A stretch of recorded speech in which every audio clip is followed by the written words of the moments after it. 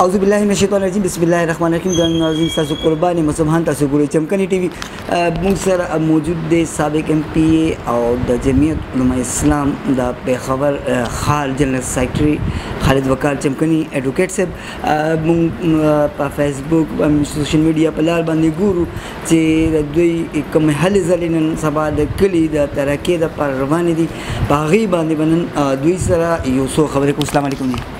وعلیکم السلام ورحمۃ اللہ وبرکاتہ. سر لومبۍ خو دا ووایي چې د ګراوند د هلکانو مسله ډېره لویه مسله ده او شته دی نه څه هلې ځلې ستاسو روانې د ګراوند باره کې دي؟ بسم الله الرحمن الرحیم. سوکانو کې په های سکول کې د هلکانو های سکول کې یو تاریخي ګراوند و چې هغې کې به د ټول ضلع پېښور نوجوانان راتلل او هغوی به پکې مختلف قسم لوبې کولې، ټورنمنټونه به د سکولونو پکې کېدل او عام لوبې به هم خلکو پکې د ګراوند کې کولې.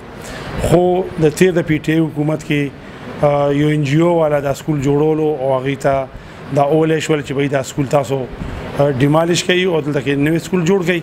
خو زموږ د کلي خلک دې ټیکېدار سره ملاو شول او د ټیکېدار اسانتیا دپاره هغوی دا کار وکړو چې د هاکی ګراوند کې هغوی دا سکول جوړ کړو او دا زوړ بلډینګ یې په ځای پرېښودو.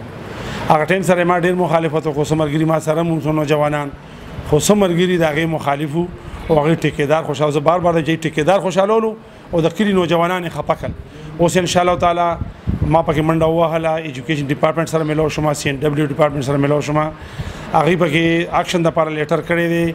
انشاءالله دا بلډینګ دا زوړ بلډینګ به لیلام شي انشاءالله تعالی، زر پکې ورځې مقرره او په دې بلډینګ په ځای باندې چې کوم دا ډیمالش شي دا لیلام شي نو انشاءالله تعالی دلته موږ ګراوند جوړو او ملټي پرپز ګراوند به چې هغې کې ورته کمپلیکس ویلی شي چې هغې کې به والیبال، فوټبال، باسکټبال او نورې وړې وړې لوبې به انشاءالله تعالی چې موږ ته اویلیبل وي نو ورسره به هاکي انشاءالله تعالی دې کې کېږي، کرکټ ګنجایش به د کرکټ هم پکې کېږي.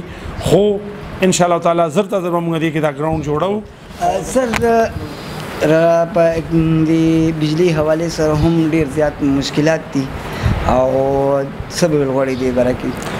نن هم ایس ډي او دلته راغلی او په دې فیسبوک ملګرو کتلي وي د وابډي حکام سره زموږ خبرې شروع دي انشاءالله تعالی او دې کې زموږ څه ملګري دي چې دې کې مخکې نه منډه کړې ده. خو هغې کې هم زه دا وایم چې د تېر وخت خلکو د دې کلي چې څه منډې تړې بچاوالې نو هغې ډېر یو ظلم کړی دی چې د سوکانو 2 فیډره دي، په یو فیډر باندې کم لوډ دی، په یو فیډر باندې زیات لوډ دی. مونږ علاقه چې کوم دی هغه زیات لوډ کې ده. انشاءالله تعالی زو او د وابډي حکام سره به خبره کوو او دا لوډ به بیلنس کوو، کم لوډ به چې کوم دی که نه هغه به پوره کوو او د زیات نه به کموو او انشاءالله دغسې به زموږ په دواړو فیډرو باندې به یو شان لوډ شیډینګ کېږي، یو شان لوډ به وي او یو شان به خلکو ته که سهولت وي او که تکلیف وي یو شان به وي.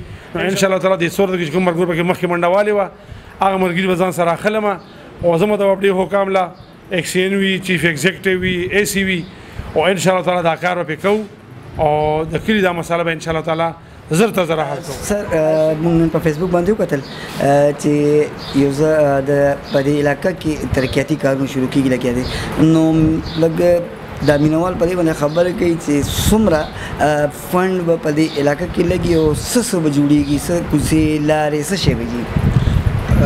موږ کوشش کوو چې انشاءالله تعالی سوکانو کې څومره مسلې دي د لارو دي، د پل دی، کلورټ دی، ډرین دی چې انشاءالله تعالی ټولې په یو ځل دله حل کړو. فلحال موږ د 20 کروڑ روپو پروګرام کړی دی او دا 20 کروڑ به زموږ ټولې حلقه کې لګي. خو ما اسټیمیټ داسې جوړ کړی دی سوکانو دپاره انشاءالله تعالی چې سوکانو کې چاته کوم دی که څه ضرورت وي. اوس ما پل له پیسې منظوري کړي خو خلکو ناله جوړه کړه، لښتې جوړ کړه، ډرین جوړ کړه.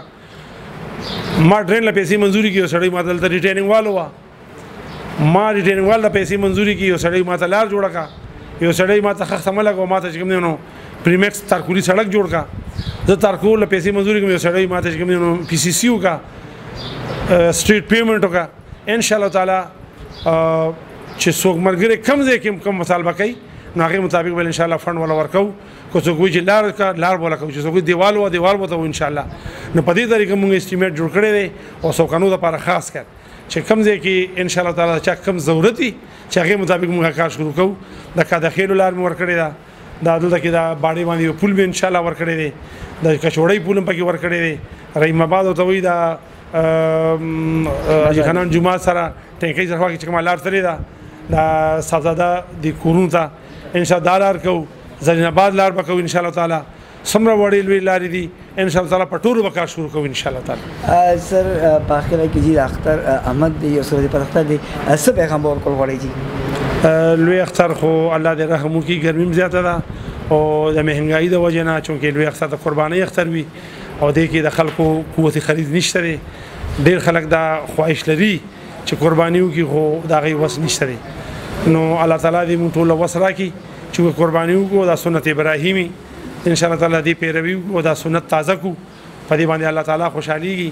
دا زموږ یو ذمه داري ده او چې کوم ملګري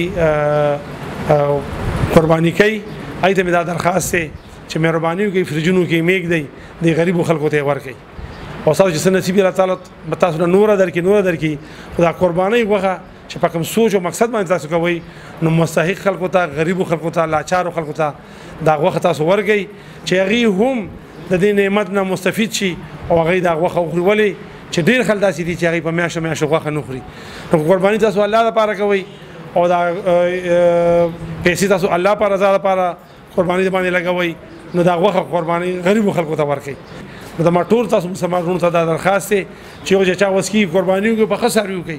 موږ کتلي دي ډېر خانان خلک یو ګډ راولي حلال کي ځان خلاص کړي هغې باندې او د خدای نیک بس الله تعالی ډېرې درکړي دي.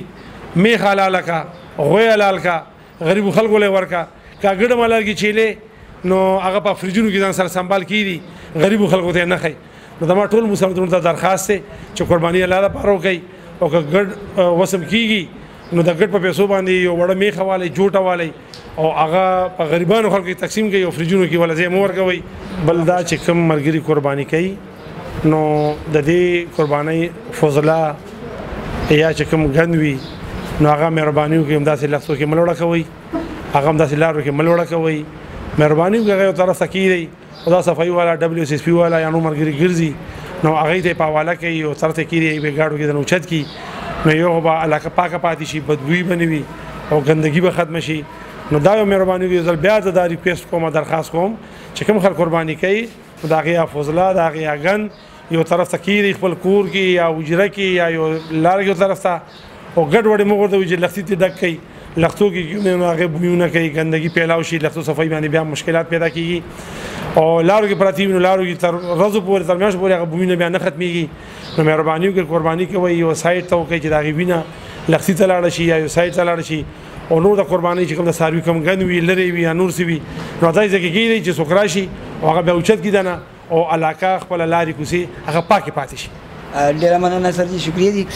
مینوالو د خالد وقار چمکني صاحب موږ ډېر شکرګزار یو. تاسو چې کوم پیغام درکو د صفاهي حوالې سره د قرباني حوالې سره یقینا دا ډېر د ستاینې وړ دی او موږ د دې ډېر شکریه ادا کوو د خالد وقار چمکني صاحب چې دوی موږ سره په جاري ترقیاتي کارونو باندې او د اختر حوالې سره خبرې اترې کوي. په دې خبرو تاسو نه اجازه غواړم. د الله پامان.